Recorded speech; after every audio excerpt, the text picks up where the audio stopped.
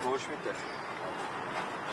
Այսինքն չունեք փոխանցման դուք բաժին։ Իրանք պետք է վերցնեն, իրանք չեն։ Բայց տեղյակ պահել եք։ Ոչ։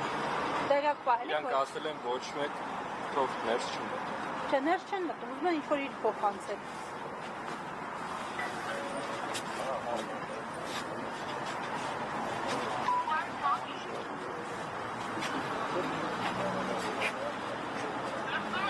Իրեն ուզում։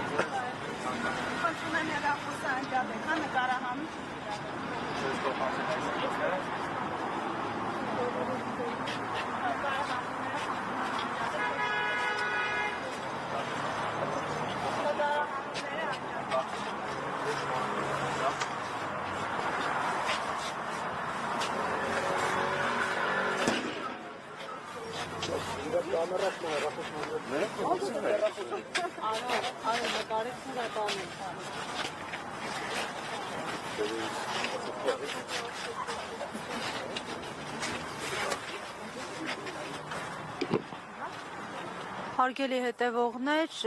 ակցիայի մասնակիցները Եվրամիության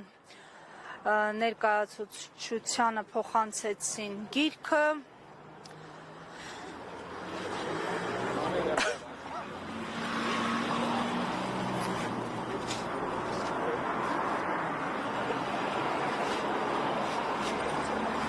Լսենք Արմեն Հարությունյանին։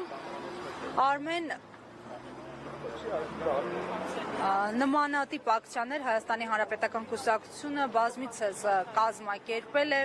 Ինչ արձագանքներ են եղել մինչև հիմա եւ օրինակ Եվրամիության ներկայացուցչությունից ինչ եք սպասում դուք։ Նայեք, իրականում մենք ամեն ակցիայից առաջ չենք սպասում, որ ինչ-որ արձագանք լինի, այլ անում ենք հնարավոր ամեն բան,